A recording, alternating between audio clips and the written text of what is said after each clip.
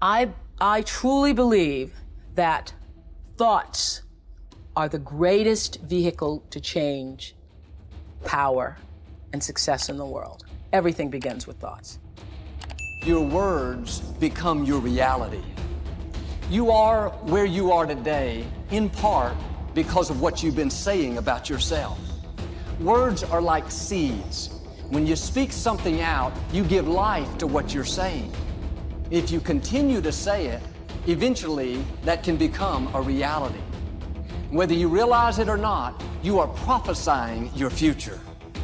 And this is great when we're saying things like, I'm blessed, I'm strong, I will accomplish my dreams, I'm coming out of debt.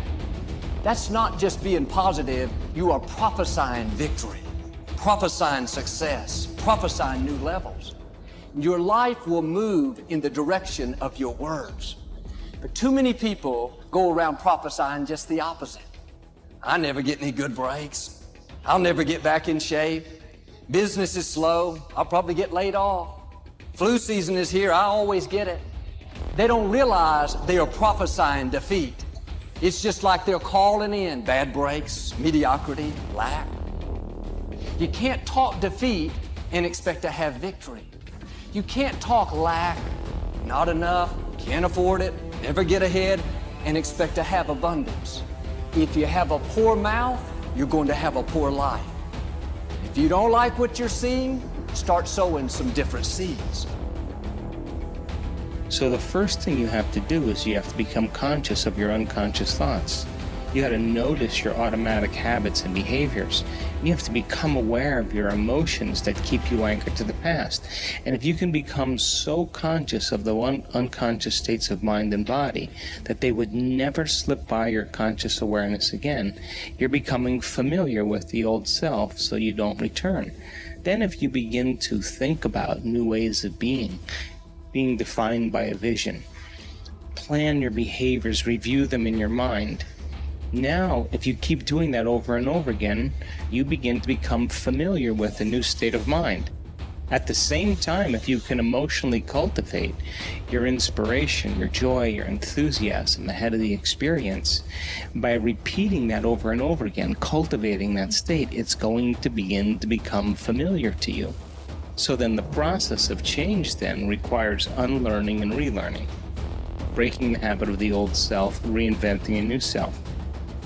Unmemorizing emotions that are stored in the body, then here's the key: reconditioning the body to a new mind and to a new emotion. It's literally moving from your past to your future. It's losing your mind and creating a new one.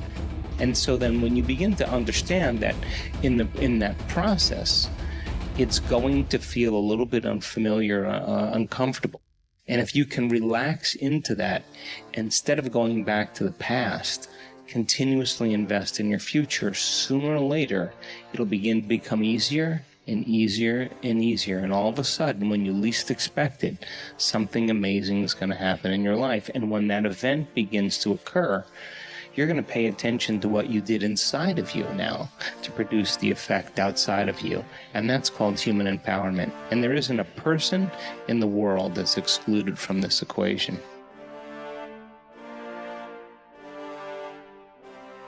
Just starting there and being able to reflect and observe the different voices inside of us is a great place to start your self-awareness. Because the biggest challenge is that most of us don't know what we're listening to. And most of us don't even know that there are more than one voice inside of us. Just getting over that line is a huge win. Because now at least you're trying to differentiate in what you're hearing. And that's going to help you make better decisions in the future. There are many ways to get the things that we want for ourselves in our lives. But basically, it all begins with how we choose to think. As you think, so shall you be. 7 little words that I think are perhaps the most important things that we can learn and master in our lives. This old proverb notion that I become what I think about all day long. And once you know that what you think about is what expands, you start getting real careful about what you think about. You don't allow your thoughts to be on anything that you don't want or that you wouldn't want to have manifest or show up for you in your life. Well, let me tell you something. How many of you have things when you want to go achieve them and this part of your voice goes, oh, it's not going to happen or forget it? How many got a voice that sometimes interrupts that good pattern? Say I. And what you want to do is train a new one. So starting when I was 17, I started doing incantations, not affirmations. Affirmation, you go, I'm happy, I'm happy, I'm happy, I'm happy, I'm happy. What's the problem? You haven't changed your what? Your what? Physiology. If you don't change your physiology, you won't get anything. So an incantation is not only you speak it, but you embody what you're saying with all the intensity you can. And you do it with enough repetitions that it sticks in your head. Like It's a Small World, now the conversation in your head is always the same and it gives you what you want. So you use your body and your voice. So 17 years ago, I started doing things. I was working for Jim Rohn, this speaker, and I was 17 years old. I had long hair, minestrone soup, acne on my face. And I was trying to call on Bear Stearns type of people and convince them why they should go to this man's seminar and be more successful. I was driving a 1968 Volkswagen that I had earned at $40 a week as a janitor. The only way I did it was park far from the building and then go in, and I love people and I believe, but I put myself in state and I was able to influence people that were far more successful than I was at the time. I would do something that I still do backstage and have done for 23 years because I don't hope I'm going to be in a good state, I demand it.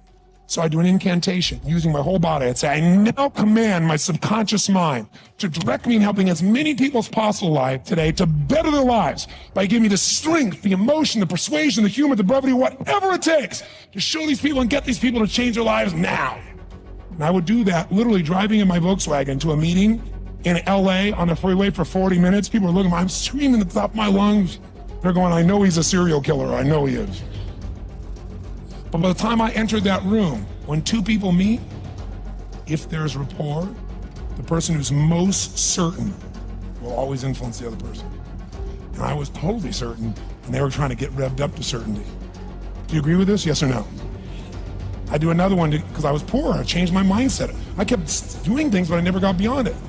I'd say God's wealth is circulating in my life. His wealth flows to me in avalanches of abundance.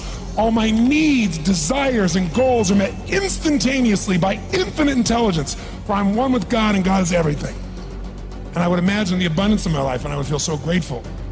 And a year later, I went from making $38,000 a year to making $1 million a year in 1 year.